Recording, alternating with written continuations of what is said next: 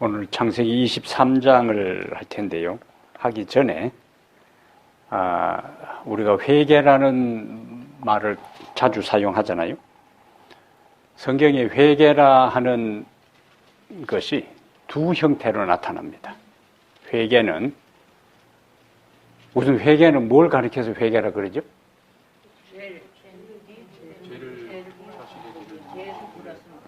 자신의 죄를 뉘우치는 것.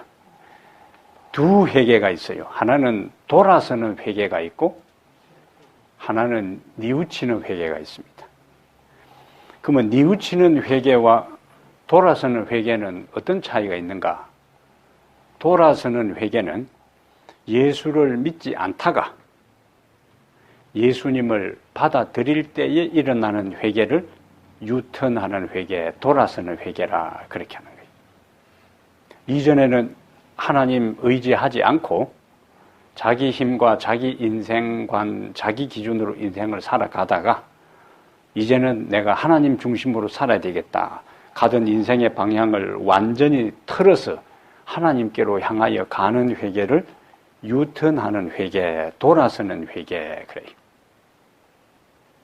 그것은 요한복음 13장에 예수님께서 제자들의 발을 씻어줄 때에 예수님께서 뭐라고 말씀하셨냐면 베드로에게 이미 모욕한 사람은 발밖에 씻을 필요가 없다 그랬잖아요. 그래서 모욕하는 회개입니다.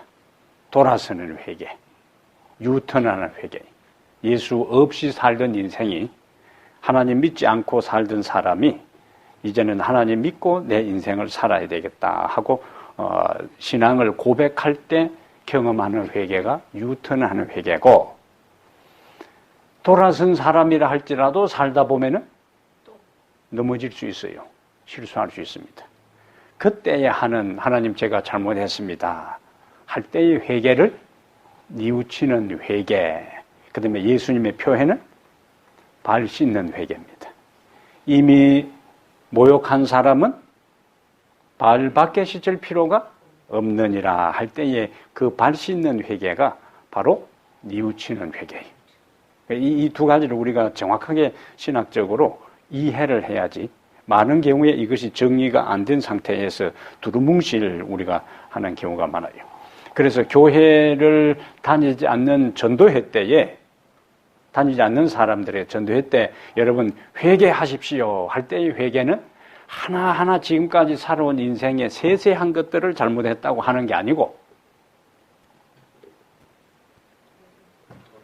내가 예수 안 믿고 살았던 삶을 총체적으로 돌이키는 그런 측면에서 회개하라는 이야기고, 그 다음에 신앙생활을 하는 믿음의 사람들에게 우리는 날마다 회개해야 합니다 하는 그 의미는 매일 매순간 살아가면서 죄악의 먼지가 묻어지고 실수하고 넘어지는 것에 대해서 하나하나 세세하게 하나님 앞에 그것을 고백하는 그 경험이 발 씻는 회개에 해당됩니다. 그러한 것들을 우리가 명확하게 정의할 필요가 있습니다. 오늘 창세기 23장, 이제 아브라함의 삶이 거의 끝나갑니다.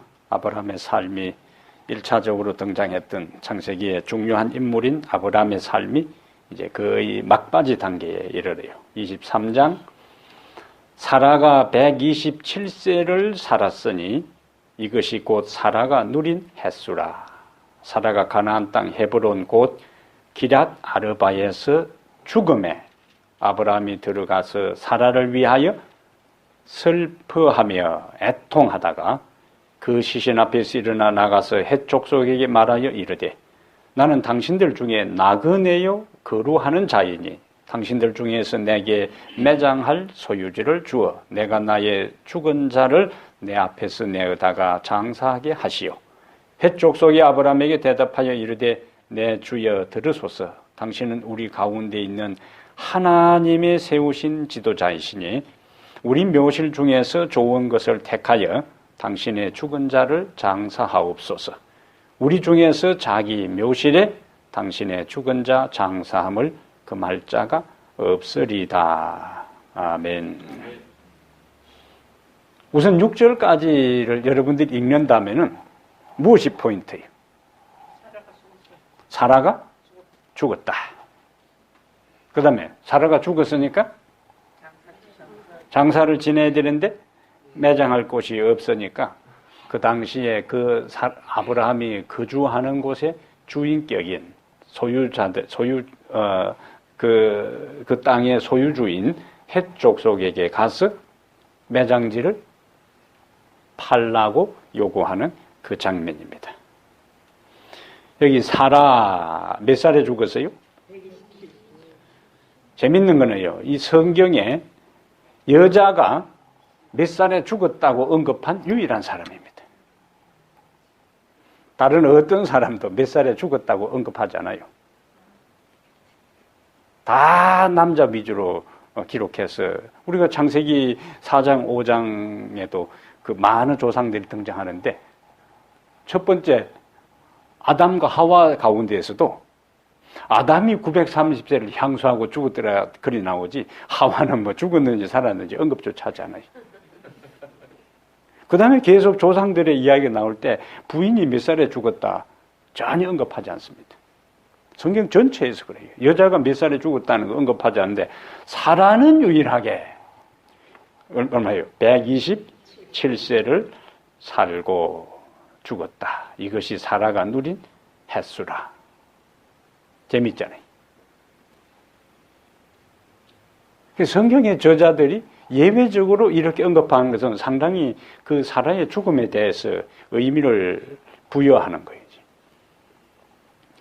사라가 127세에 죽었으니까 아브라함은 자기 아내가 죽었을 때에 자기 아내하고 몇 살 차이요?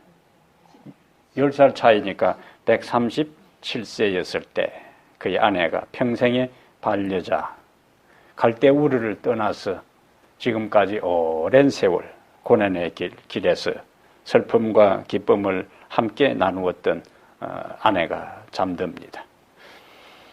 이 아브라함은 사례가 127세를 살다가 이제 죽었다 하는 이야기는 오늘날 결혼식 서약서대로 한 거예요. 무슨 내용이? 예? 팥뿌리가 아니라 죽음이 우리를 갈라 놓을 때까지. 예. 죽음이 우리를 갈라 놓을 때까지 함께 산다고 하는 결혼식 맹세대로 이 아브라함과 사라는 그렇게 함께 살았어요.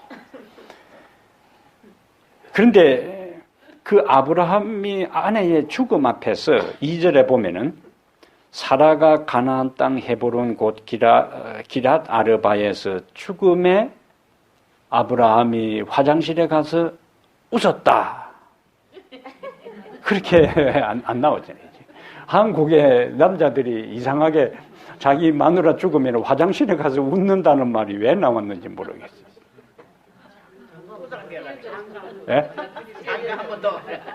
그래서 근데 어떻게 남자들은 잘 모르고 다 여자들이 잘 아는지 모르겠네. 예. 사라가 몇 살에 죽었다는 것도 언급하고 아브라함이 사라를 위하여 슬퍼하며 또 애통하고 강조하잖아요. 슬퍼하며 애통하고. 아브라함이 지금 창세기 11장 후반부부터 지금까지 아브라함의 삶이 여러 장이 걸쳐서 나오는데 아브라함이 23장까지 올 동안에 많은 숱한 경험을 했어요. 이런저런 고통스러운 경험들을 많이 했습니다. 우선은 첫 번째 갈대우르에서 떠났다고 했으니까 갈대우르는 자기 고향이에요. 그 다음에 일가 친척들이 다 그곳에 있습니다. 어린 시절부터 그곳에서 자랐어요. 그런데 하나님께서 뜬금없이 나타나서 네 고향을 떠나라고 했을 때 고향을 떠나는 그때에 어떤 구절이 나올 만해요? 아브라함의 모습에 어떤 모습을 성경 기자가 묘사할 만해요? 아브라함이 고향을 떠나고 일가 친척들을 떠날 때에 울었다. 이 구절이 나올 만해요. 그 다음에 롯하고 함께 지내다가 롯이 자기 길을 찾아서 떠날 때에 또 울었더라. 나올 수도 있어요. 그 다음에 그의 아들 누구를? 이스마엘을 이스마엘을 집에서 자기와 그 종된 아내하고 내보낼 때에 아브라함이 그들을 보내놓고 돌아서서 울었더라. 나올만 해요. 그 다음에 이삭을 제물로 드릴 때에 그 현장에서 둘이서 부둥켜 안고 울었더라. 나올만 합니다.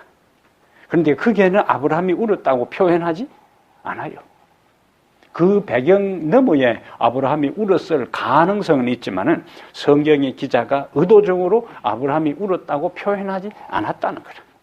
그런데 어느 현장에서는 사라의 죽음의 현장에서 그냥 간단하게 울었다라고 표현하지 않고 슬퍼하며 그 다음에 애통하며 이거는 그냥 운 상황이 아니에요. 이거는 그 슬픔을 가눌 길 없어서 슬픔을 견딜 수 없어서 몸부림치며 통곡하는 장면이에요. 슬퍼하며 애통하고 그만큼 아브라함과 사라 사이에 사랑이 깊었다는 거예요.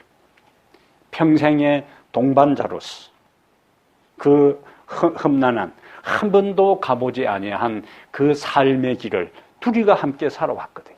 얼마나 가정에 숱한 문제가 있었잖아요. 그 하고 많은 험난한 그 순례의 길을 걸어오면서 항상 곁에 함께 했던 그 동반자가 누구였는가? 사라였어요. 사라. 그러니까 그와 같은 그냥 평범하게 살아왔던 사람, 평범한 관계 속에서 평탄하게 살아온 상황에서 헤어졌을 경우하고 인생의 곡절 고비고비마다 온갖 삶을 경험한 상황에서 그때마다 서로가 부둥켜 안고 기도하고 서로가 함께 울고 서로가 기뻐하고 서로가 하나님을 바라보고 하나님의 약속의 아들을 기다렸던 그 모든 것들이 아브라함으로 하여금 그 아내의 죽음 앞에서 뭐하게? 슬퍼하며 애통하게 했다.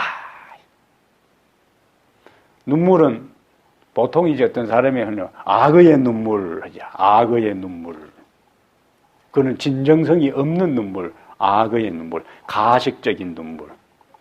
그 다음에 보통 눈물은 남자들보다 누구에게? 여자의 무기 중에 하나가? 여자의 무기 중에 하나가 눈물이라, 눈물. 근데 여기는 누구의 눈물? 아브라함의 눈물. 그래서 성경에는 유교적 배경에서는 유교는 체면 문화거든요. 사나이는 뭐요? 울어서는 안 돼. 속으로 피눈물을 삼키더라도 사나이는 눈물을 쉽게 울면 안 되는 거예요. 눈물을 쉽게 흘리면은 그건 사나이가 아니라 잘 안 울어야 되는 거예요. 모질게 혀를 깨물면서라도 안 울어야 돼요. 돌아서서 울더라도 다른 사람 앞에서는 눈물을 안 보여야 되는 거예요. 그게 유교의 체면 문화입니다. 그러나 성경은 그렇지 않아요.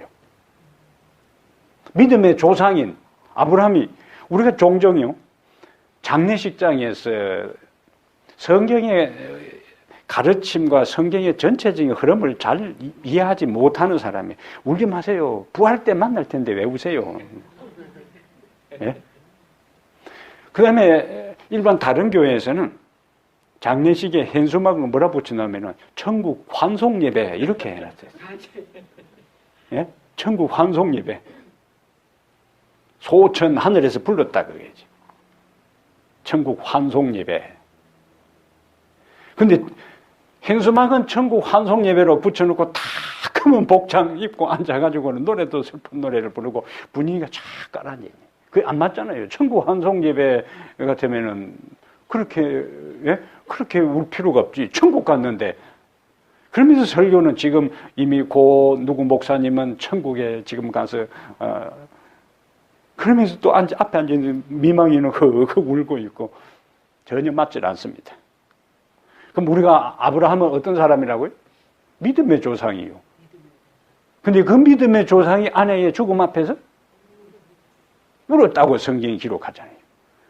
그러므로 우리의 믿음이 있고 없고 믿음의 차원을 떠나서 부활이 있고 없고를 떠나서 죽음이라는 인간의 한계 상황 앞에서 사랑하는 사람이 죽었을 때에 슬픔을 느끼는 것은 지극히 당연한 것이고, 그때 슬퍼하는 것은 믿음의 부족이 아니라는 거예요.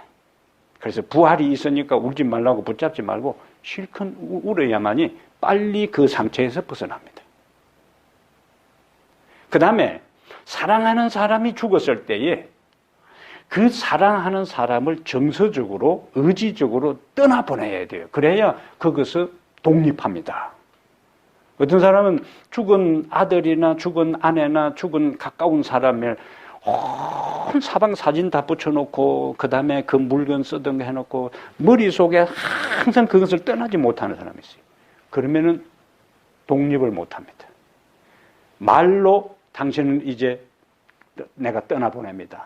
나는 내 살아있는 날 동안 당신을 생각하면서 내가 성실하게 열심히 살고 우리 다시 만나요 하고 딱 정서적으로 정리를 해야만이 그 설렘포에서, 그 우울증에서 빨리 벗어나요. 이 신앙적으로 정서적으로 정리하는 굉장히 중요한 요소입니다.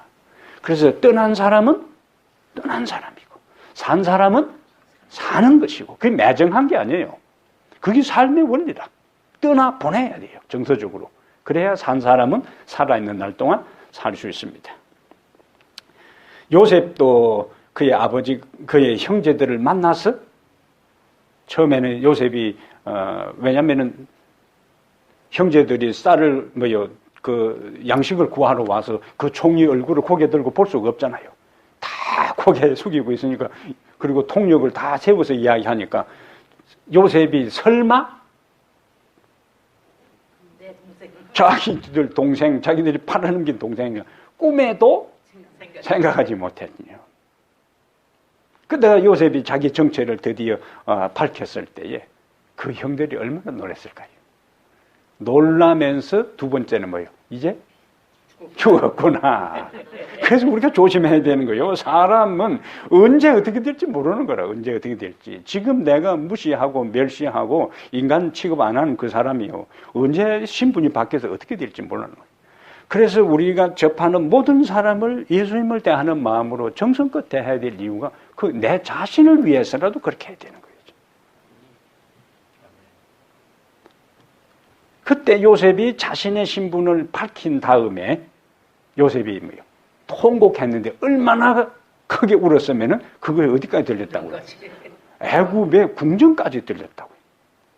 총리 공간도 작지 않았을 거예요. 그 당시 애굽의 최고 그 부자 나라, 강대한 나라에 총리 공간도 어리어리했을 테고, 그 다음에 총리 공간하고 왕궁하고 따로 붙이지 않았을 거라고요. 얼마나 그 울음에는 막 여러 가지가 복합적으로 있을 거예요. 그것이 참았던, 그것이 억눌렀던 그 살아왔던 세월에 형들을 만나니까 그냥 복합적으로 그것이 터져 나올 때에 얼마나 울었으면 그것이 왕궁에까지 그 우는 소리가 들려가지고 왕이 가서 알아봐라, 왜 저 총리가 저리 우는가. 형들이 와서 저렇게 운답니다. 요셉이 뭐 했어요?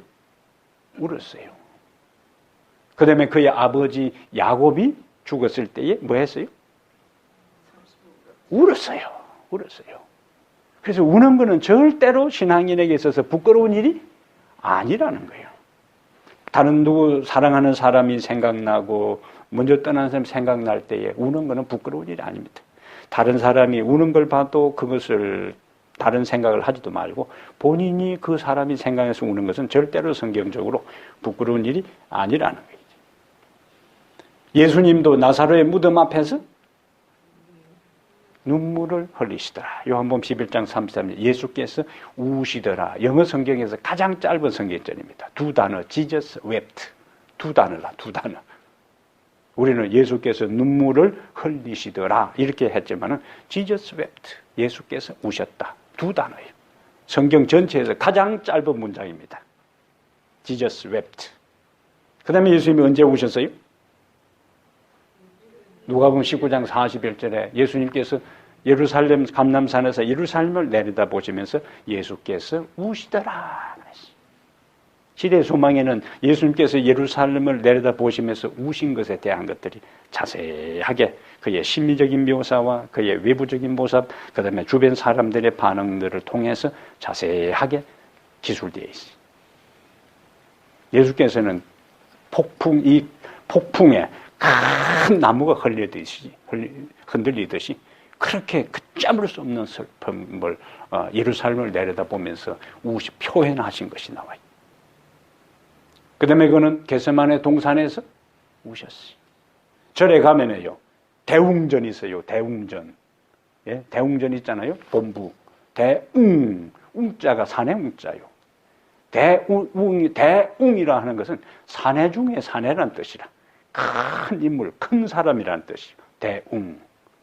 그는 절에서만 쓰는 것이 아니고 성경적으로 볼 때에 사나이 중에 사나이가 누구냐? 예수님이요. 큰 사람이요. 대인이요. 근데 그 예수님께서 뭐 하셨다고요? 우셨어요. 나사로의 무덤 앞에서 우시고, 물론 나사로의 무덤 앞에서는 나사로의 죽음 때문에 운 건 아니에요. 왜? 조금 후에 그가 그가 부활시킬 텐데 그 죽음 앞에서 운 건 아닙니다. 어쨌든 그 성경은 나사로의 무덤 앞에서 우셨다는 걸 이야기하고, 누가복음 19장 41절에 예루살렘을 내려다보시면서 우셨다는 거. 예루살렘을 내다보고 우셨을 때는요, 그의 앞에 예언적인 안목으로 쫙 파노라마처럼 예루살렘의 미래가 펼쳐진 거예요. 그가 하늘로 승천한 다음에 복음이 전파될 것이고, 끊임없이 유대인들은 그의 복음을 거절할 것이고, 결국에 하나님의 영이 예루살렘을 떠나면서 아브라함을 통해서 선택하고 하나님께서 그들을 통하여 세상 만국에 횃불을 들게 한 그들이 버림받았어.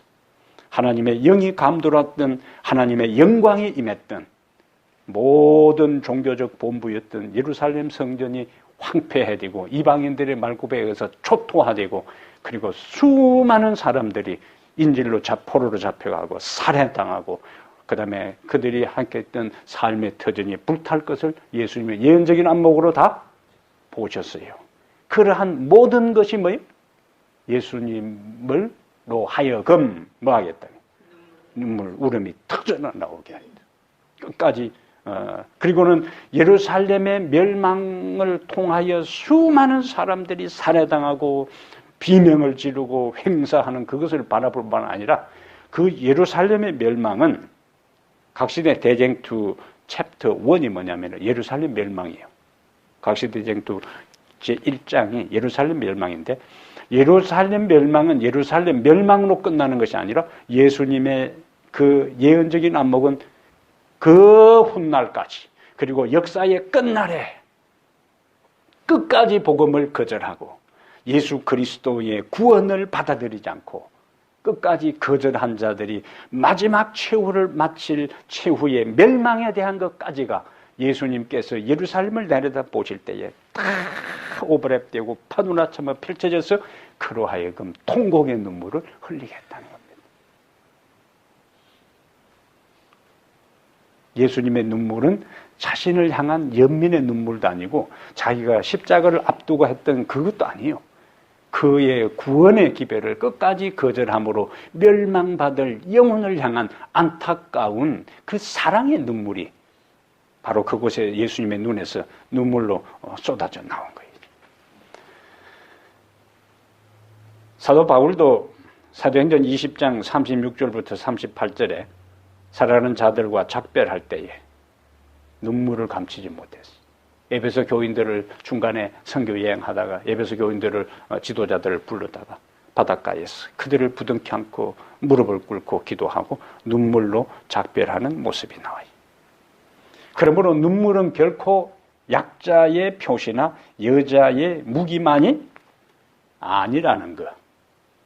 진정으로 사랑을 아는 사람, 진정으로 하나님의 은혜를 아는 사람, 남자 여자를 떠나서 오늘 우리가 아브라함이 사랑하는 아내의 죽음 앞에서 슬퍼하며 애통했고, 요셉이 자기 아버지의 죽음 앞에서 눈물을 흘렸고, 예수님께서 하나님의 기별을 끝까지 거절한 자들을 향한 안타까운 마음으로 눈물을 흘렸다면, 오늘 우리가 흘려야 될 눈물은 뭐냐?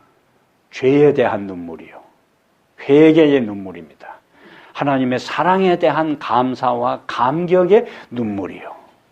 예수님께서 예루살렘과 그리고 각 시대에 구원받지 못하고 죽어가는 영혼들을 향하여 흘렸던 그 아픔의 눈물이 오늘 내 주변에 복음을 끝까지 거절하고 받아들이지 않는 그 영혼을 향하여 우리의 마음에 누구와 같은 아픔, 눈물이 있어야 되는가? 예수님이 흘렸던, 예수님이 고통하고 그 가슴 아파했던 그 아픔의 느낌들이 우리의 마음 속에도 같이 있어야 되는 거예요.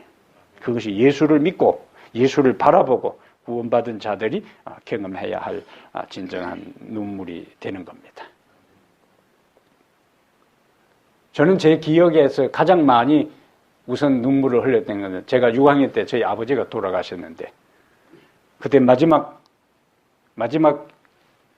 학년 말 시험을 치고 있는데 우리 동네 형이 제가 창문가에 앉아서 시험을 치고 있는데 동네 형이 나와가지고 창문을 두드리면서 아버지가 돌아가셨다고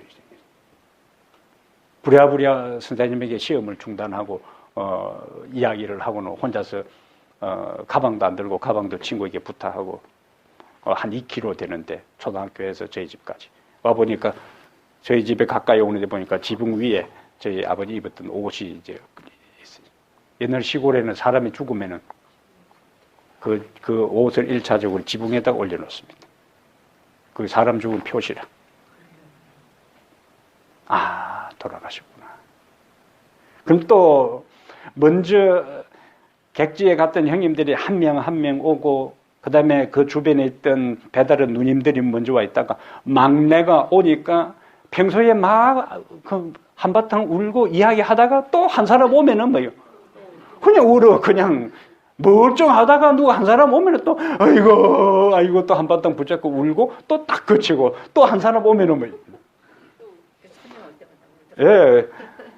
또 딱 그치고 뭐 이야기하다가 또 한 사람 오면은 갑자기 분위기가 돌변해가지고 또 아이고 한바탕 울고 매 차례 그렇게 하는데 막내가 오니까 뭐 아무리 지나게 잘 지내던 사람들이 갑자기 제가 마당에 들어가니까 아이고 네가 왔나 하면서 붙잡고 한바탕 우니까 어떤 때는 내가 슬퍼서 울기도 하고 나는 아직 그 슬픈 모드로 들어가지도 않았는데 다른 사람이 너무 울어버리면 그냥 나도 모르게 그 감정이입이 돼가지고 막 괜히 슬퍼지면서 눈물이 쏟아져 날 때가 있어요.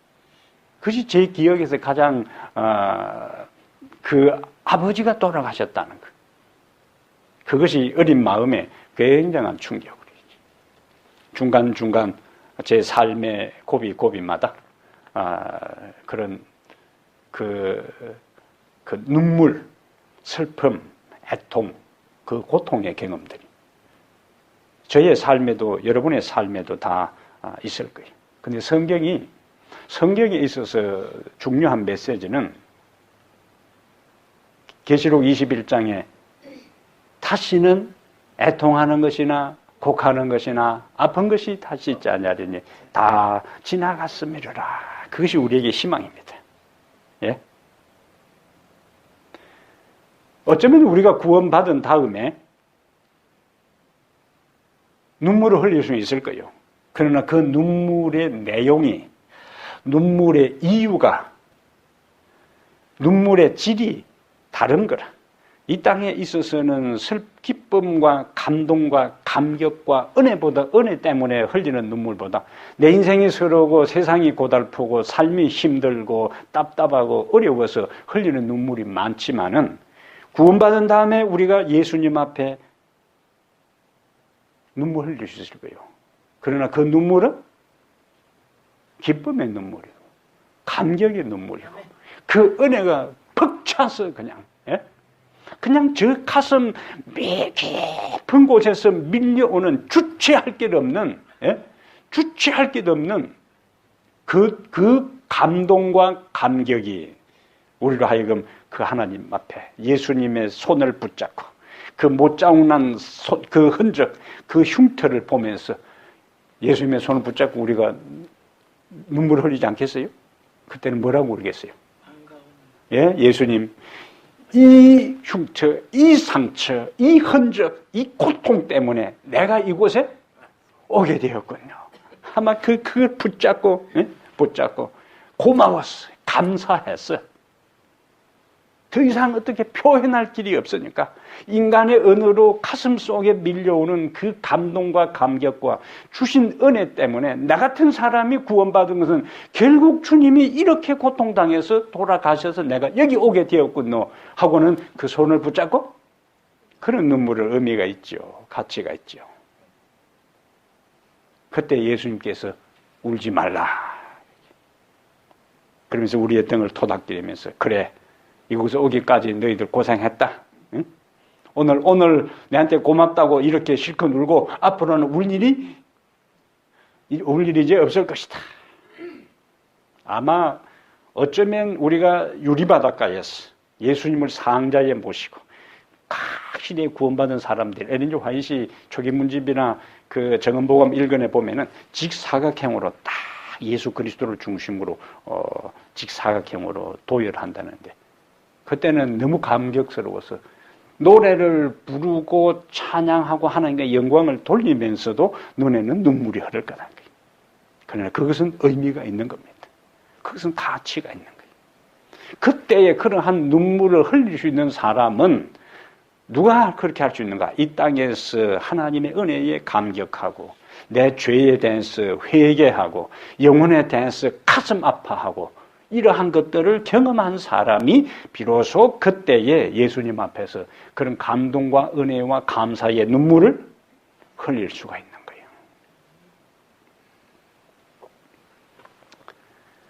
눈물을 흘리지 않는 날이 우리에게 계시록 21장 1절부터 4절에 우리에게 찾아오는 겁니다. 오케이. 자, 그 다음에 사라가 127세를 살았으니 이것이 곧 사라가 누린 횟수라. 결국에 사라도 127살에 죽었다는 거예요. 그래서 시편 90편 10절에 인생의 연수가 70이요 강건하면 80이라도 그 연수는 자랑할 것이 없고 수고와 슬픔뿐이다.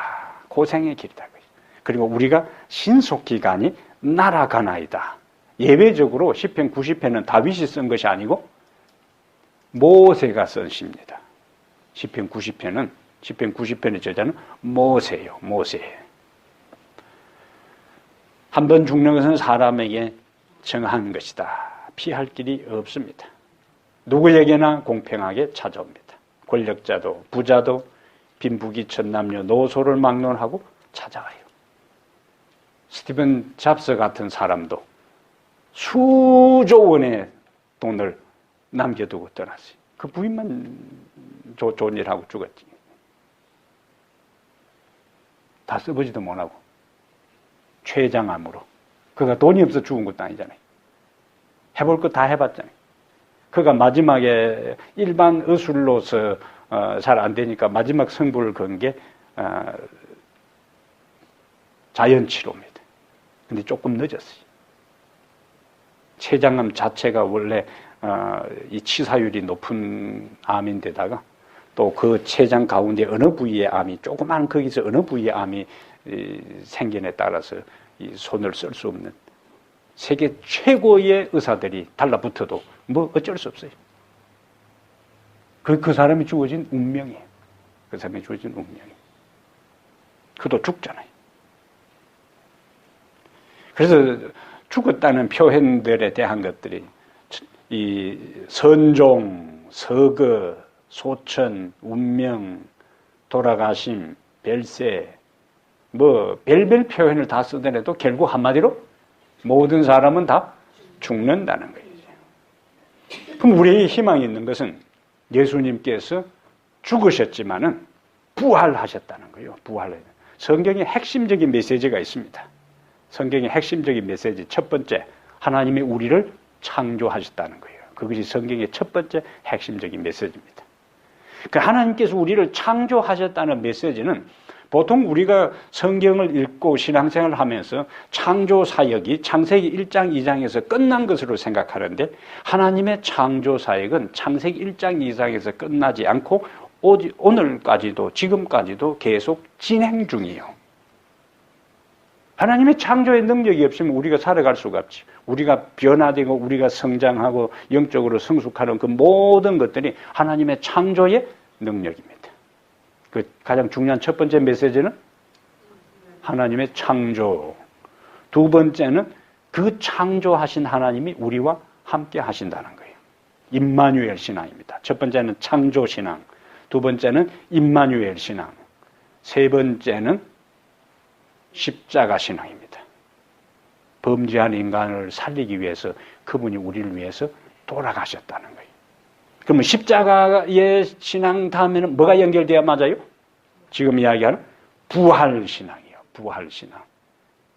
십자가, 예수님께서 골백번 십자가에 돌아가셔도 부활하지 아니했더라면 기독교는 근본적으로 완전히 무너져 버리고 마는 거예요. 다른 종교와 기독교의 결정적인 차이점은 유사한 가르침들이 많습니다. 도덕적인, 윤리적인 여러 유사한 가르침들이 많아요. 다른 종교에 있어서도. 그러나 다른 어떤 종교에도 뭘 가르치지 않는가? 부활을 가르치잖아요. 공자가 죽으면서 나를 믿으면 죽어도 산다. 너희들이 나를 믿으면 부활한다. 한 번도 가르치질 않았어. 근데 재밌는 거래요. 공자가 정치에 대한 것이나 가정과 부모나 군신도리나 다양한 가르침을 했는데 제자들이 따라다니면서 들어보니까 죽음 문제를 잘 이야기를 하잖아요. 죽고 난 다음에 어떻게 되는 걸 이야기를 사후 내세에 대한 이야기를 하지 않는 겁니다. 그래서 한 제자가 입이 간질간질 물어봐야 되겠는데 우리 선생이 그건 잘 모르는 것 같구나 하고는 참다 그래도 한번 물어봐야 되겠다. 왜? 죽음은 인간이 실제니까 인간의 현실적인 삶에 있어서 누구나 당하는 일인데 그와 함께 다니면서 수없이 많은 말씀을 들어도 사람이 죽고 난 다음에 어떻게 되고 죽음을 어떻게 대비해야 되고 말씀을 안 하니까 질문했어요. 선생님, 사람이 죽고 난 다음에는 어떻게 됩니까? 그러니까 공자가 가만히 듣고 있다가 야 이놈아, 살아서 일도 잘 모르는데 죽고 난 다음에 일을 어떻게 알겠는가? 살아서의 삶도 다 잘 모르는데 죽고 난 다음에 일은 모른다는 이야기. 그래서 죽고 난 다음에 잘 모르는 거 신경 쓰지 말고 살아있는 날 동안 이렇게 살아야 된다. 그래서 공자가 죽고 난 다음에 부활하지 않아도 유교는 무너지지 않아요. 왜? 본인이 한 번도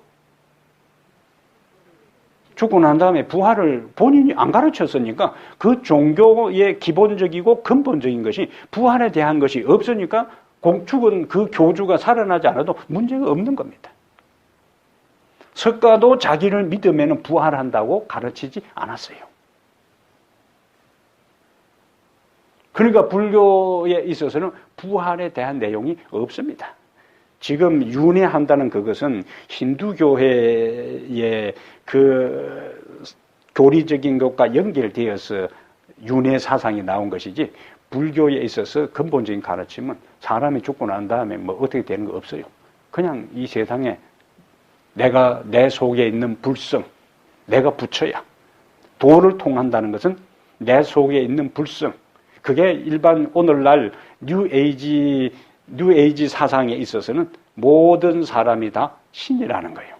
너 안에 신성이 있다는 거예요. 불교식으로 하면은 불성이요. 도를 닦는다는 것은 뭐냐? 내 안에 있는 부처를 발견하는 거예요. 그래서 한 초보 이제 수행자가 스승을 만납니다. 스승을 말도 안 되는, 다른 사람이 볼 때는 말도 안 되는 말을 주고받아요. 그걸 선문선답이라는 거예요. 그러면은 이 스승이 이 사람을, 이 수행자를 내 제자로 받을 만한가 하는 것을 확인하기 위해서 화두를 하나 던져요. 그러면은 그것을 스승이 자기에게 던져준 의미가 무엇인지를 붙잡고 그걸 화두라 그래요. 그때 불교 용어로는 용맹정진한다 그래. 그 의미가 무엇일까? 그러면은 그것이 하고 깨치다 할 때 그걸 뭐라냐면 도를 통했다는 거예요. 그러면 이제 자기 스승이 오는 거예요. 스승이 와서 무릎 딱 꿇고 인사를 하면은 스승이 자기가 던진 화두에 대해서 다시 그 수행자에게 제자에게 던져요. 그러면은 그 스승이 던진 화두의 의미를 이야기하면은 제자로 받아주는 겁니다. 그게 도를 깨뜨렸다는 것은 스승이 던진 화두, 내 속에 있는 인간의 그 고뇌, 인간의 고에 대한 문제를 풀었다는 거예요. 그게 이제 해탈이요. 그것을 끝이요. 그것으로 끝이라. 근데 뭐 49제를 지낸다. 49제를 천도제라고 그래요. 천도제. 49제, 사람이 죽으면 49제를 지내는데 49제를 지낼 동안 일주일에 한 번씩 죽은 사자가 염라대왕 앞에 불려가는 거야. 일주일에 한 번씩 염라대왕 앞에 불려가서 뭐냐면은 심판을 받는 거예요. 그래서 염라대왕 앞에 일주일에 한 번씩 7번 불려가는데 살아있는 사람이 부지런히 공을 들이면은 염라대왕이 잘 봐줘가지고 좋은 곳에 보내주는 거예요. 그래서 49일 동안 최종 판결이 나기 전에 49일 동안 부지런히 그 49 천도제를 지내는 겁니다. 그러나 성경은 이미 죽어버리면은 산 사람이 죽은 사람에 대해서 손쓸 수가 없어요. 자기가 이 땅에서 어떻게 살았느냐가 죽는 순간에 결정돼 버리는 거야. 결정되는 거예요.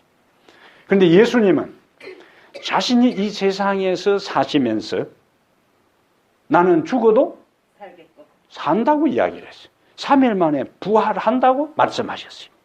3일 만에 부활한다고 말씀하셨는데 4일이 돼도 아무 소식이 없다. 그럼 끝난 거예요. 그럼 올 때 여러분 다 집에 가야 돼 그냥. 요한절이 필요가 없어요.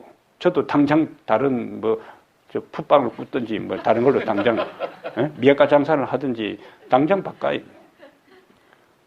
3일 만에 안 살아나시면 기독교는 근본이 무너지는 겁니다. 근데 예수님은 왜요? 부활하셨어요. 그래서 창조신앙, 임마누엘 신앙, 부활신앙, 그 다음에 마지막 십자가신앙, 그 다음에 마지막이 재림신앙입니다. 재림신앙. 이것이 성경 전체를 관통하는 핵심적인 가르침이에요. 그러므로 창조신앙과 임마누엘신앙과 십자가신앙과 부활신앙과 재림신앙, 이 재림신앙에 대한 것들이 인류 역사, 우주 역사에 있어서 마지막 마침표를 찍는 거예요. 어느 것 하나만 중요하고 다른 것은 덜 중요한 것이 아니라, 그러므로 우리는 성경을 균형지게 성경의 창세기부터 요한계시록까지, 그럼 창세기에 있어서 창조신앙이 중간에 임마누엘 신앙과 그 다음에 십자가 신앙과 부활 신앙에서 계시록 21장, 22장에 가서 뭐로 나타나요? 재림해서 새로운 세상이 만들어지는, 재창조하는, 완전히 창세기 1장과 2장의 상황이 계시록 21장, 22장에서 회복되는 장면이, 그렇게 해서 성경의 인간의 죄의 역사, 구속의 역사가 대단원에 막을 내리는 겁니다. 이 흐름이에요, 흐름. 그러므로 23장에 사라가 127세를 살았으니 이것이 곧 사라가 누린 횟수라. 비록 그가 127세를 살고 죽었지만은 성경의 부활신앙과 그 다음에 무슨 신앙? 마지막 재림신앙을 근거로 해서 우리는 다른 사람은 슬퍼하고 애통하는 것으로 그것이 끝나버리지만은 하나님의 백성들에게는 부활신앙과 재림신앙이 있기 때문에 현실적으로 끝나버린 것이 끝난 것이 아니라 그 끝에서 새롭게 시작하는 거예요. 그 끝에서. 그래서 인간의 끝, 인간의 절망이 하나님의 희망으로, 인간의 끝이 하나님의 시작으로, 인간의 죽음이 하나님의 새 생명, 부활로 연결되는 그것이 성경의 위대한 진리입니다. 우리는 차원이 다른 삶을 사는 거예요. 예수 없이 살아가는 사람들보다 차원이 다른 삶이에요. 오케이. 그 다음에 3절, 4절 보겠어요. 그 시신 앞에서 일어나 나가서 해쪽 속에 말하여 이르되, 뭐라고 이야기합니까? 나는 당신들 중에 나그네요. 그 다음에 거류하는 자이니. 아브라함은 자신을 어떻게 이해했어요? 자신의 신분을, 자신의 존재를 나그네. 나그네라 하는 것은 집도 절도 없이 떠도는 사람이 아니라, 집도 절도 없이 떠도는 사람을 뭐라고 하냐면 방랑자라 그래요. 예? 뭘 방랑자라 한다고? 집도 절도 없이 갈 곳이 없는 사람이에요. 예? 그 방랑자예요. 그러나 나그네는 아직은 집에는 못 갔지만 돌아갈 곳이 있는 사람이에요. 그 의미가 달라요. 그럼 아브라함은 자신을 어떻게 이해했는가? 나는 당신들 중에 나그네여. 순례자. 가나안까지 와서 나그네는 75살에 아브라함이 갈대우르를 떠난 다음 지금 137세가 됐으니까 거의 한 60년 동안 나그네의 삶을 살았어요. 야곱이 창세기 47장 9절에 야곱이 나중에 요셉이 선발대로 애굽에 간 다음에 그의 70명의 가족이 다 갔을 때에 바로 앞에 서서 뭐라고 하는가? 내 나그네의 삶이 그렇게 하는 거죠. 그러면서 험악한 세월을 보내었나이다. 야곱의 삶을요, 우리 이제 뒷부분에 가서 야곱의 인생을 계속 살필 텐데, 참, 이 야곱의 삶, 야곱이라는 이름부터 시작해서 이스라엘이라는 이름으로 바뀌기까지 이름 그대로 파란만장한 삶을 살잖아요. 야곱의 삶. 나중에 우리가 자세히 그냥 평범한 스토리 이미 알고 있는 이야기 가운데 섬여 있는 신학적 그 깊은 의미들을 우리가 하나하나 이제 살필 겁니다. 야곱이 자기의 삶을 파란 나그네의 삶으로, 그 나그네이면서도 험악한 세월을 보냈다. 이스라엘 민족을 나그네라 그랬어요. 레위기 25장 23절에. 다윗도 역대상 29장 15절에 자신의 삶을 나그네라 그랬습니다. 그러면 히브리 11장, 이제 아브라함과 관계했어요. 히브리 11장 찾아봅시다.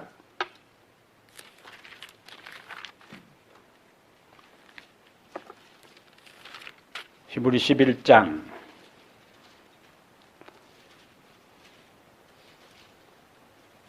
이제 야곱, 사라 다 이야기해놓고 히브리 11장 13절에 이 사람들은 다 믿음을 따라 죽었으며 약속을 받지 못하였으되 그것들을 멀리서 보고 환영하며 또 땅에서는 외국인과 나그네임을 증언하였으니 그들이 같이 말하는 것은 자기들이 본향 찾는 자임을 나타냄이라. 15절에 뭐라고 했어요?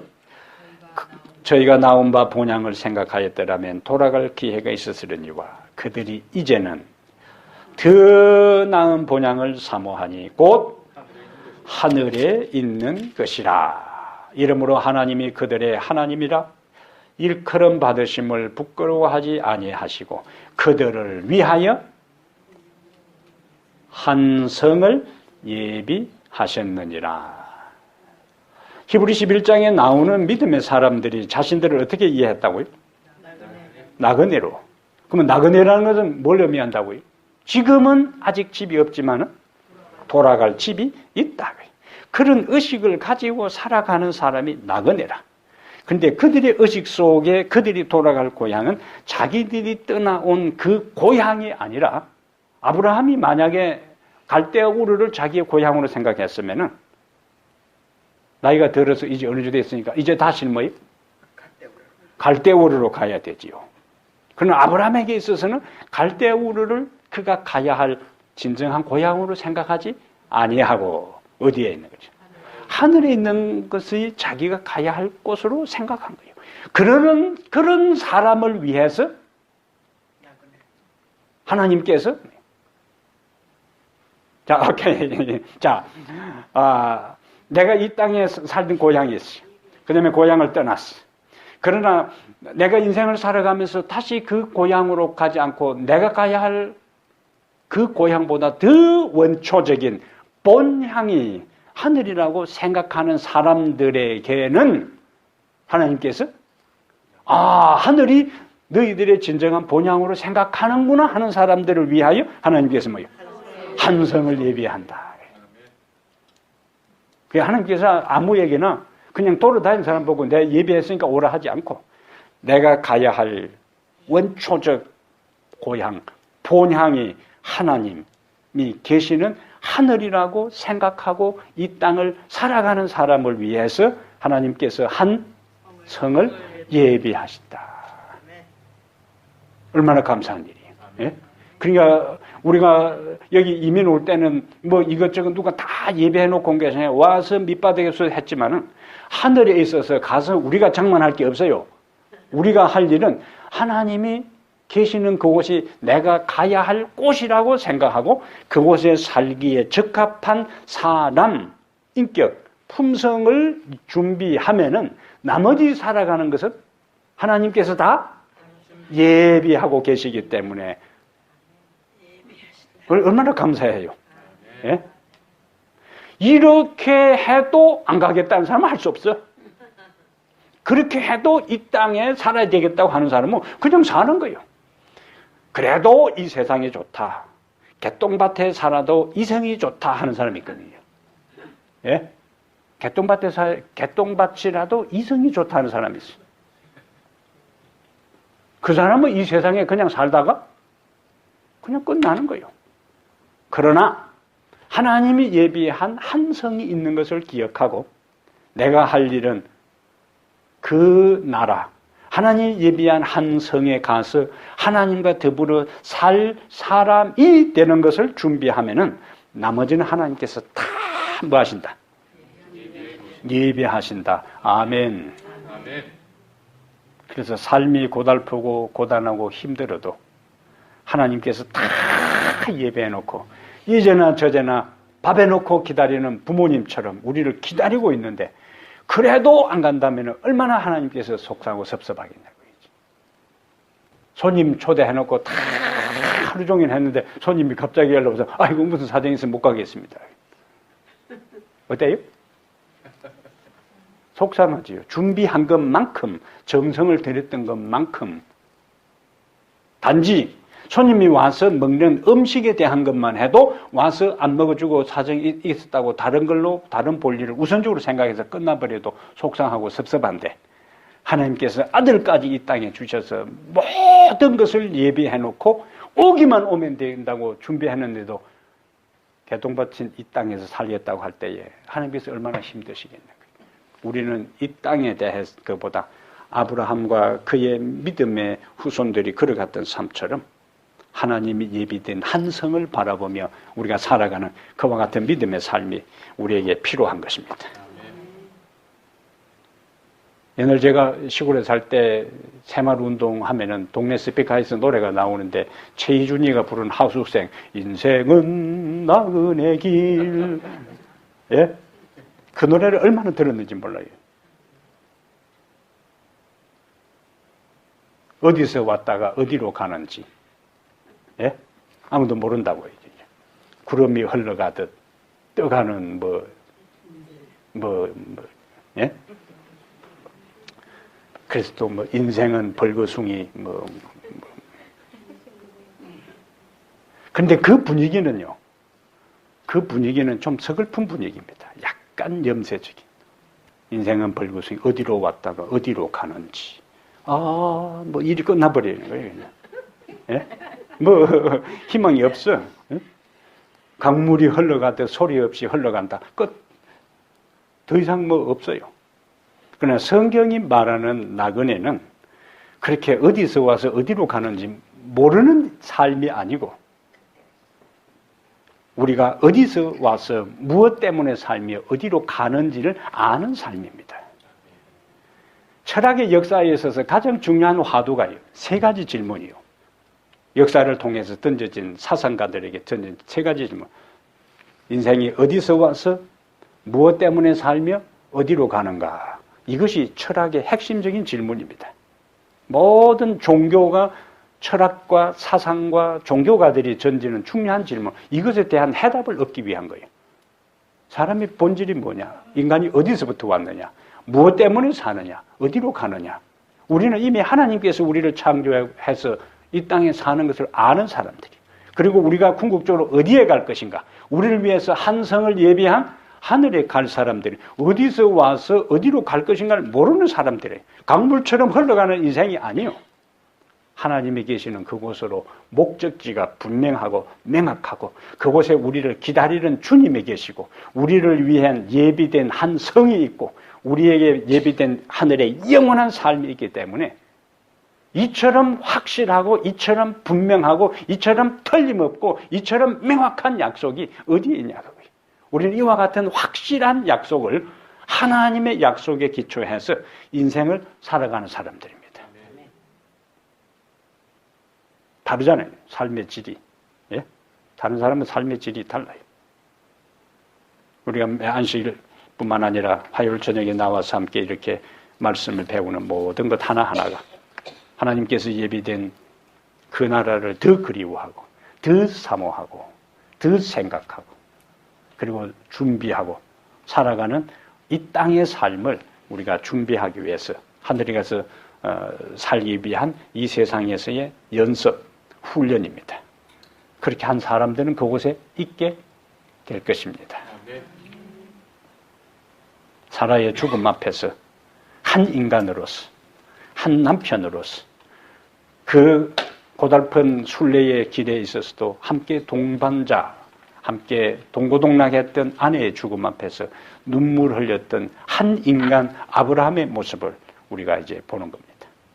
그러나 아브라함의 눈물, 애통하고 슬퍼하는 것이 끝난 것이 아니라 아브라함의 마음속에, 비록 그가 사랑하는 아내를 이 땅에서 묻었다 할지라도 무슨 신앙이 있었기 때문에, 부활의 신앙이 있고 재림의 신앙이 그에게 있었기 때문에 하나님이 예비된 한 성을 그가 바라보면서 그의 인생의 순례자의 삶을 마침표를 찍을 수 있었어요. 우리는 이 세상에 영원히 살 사람들이 아니에요. 언젠가는 끝날 사람들입니다. 하나님이 예비된 한 성이 있음을 기억하고 이 땅에서는 나그네의 삶을 산다 할지라도 돌아갈 내 본향 하늘나라, 언제나 이 노래를 흥얼거리며 그것을 사모하고 그것을 그리워하고 그것을 바라보며 하루하루 살아가는 성도의 삶이 되기를 간절히 바랍니다. 우리 하나님 아버지, 이 저녁에 아브라함의 삶의 마지막 국면에서 사랑하는 아내의 죽음 앞에 인간적인, 너무나 인간적인 아브라함의 모습을 봅니다. 그가 믿음의 사람이었고 하나님을 의지하는 사람이어도 죽음 앞에서 인간적인 슬픔을 가눌 길도 없어 통곡하고 표현하는 그의 모습을 통하여 죽음이 얼마나 인간에게 절망만을 안겨주는지 우리가 실감합니다. 그러나 아버지, 십자가의 신앙과 부활의 신앙을 통하여 죽음 넘어 새 생명이 있음을 기억하고 오늘 이 땅에서 이런저런 일로 인하여 이별하고 헤어지고 죽음으로 인하여 고통당해도 그것으로 끝나지 아니하고 부활의 소망을 안고 살아가는 저희들 되게 하여 주시옵소서. 수많은 사람들이 이 땅의 삶에 연연해서 하늘에 속한 것, 하나님이 예비된 한성, 하나님이 준비한 영원한 생명, 하늘의 무한한 보화를 망각하고 이 세상이 전부인 양 이 세상에 연연하고 집착해서 하루하루를 살아갑니다. 우리의 시선이 이 땅에서 하늘로 향하게 하시고 우리의 시선이 이 세상의 모든 것에서 하나님이 예비된 한 성을 바라보게 하시고 우리의 마음이 주께서 우리를 예비된 한 성에 있을 뿐만 아니라 그곳에 계시는 바로 주님께로 날마다 날마다 향할 수 있도록 도와주시옵소서. 우리 주 예수님 이름으로 기도합니다. 아멘.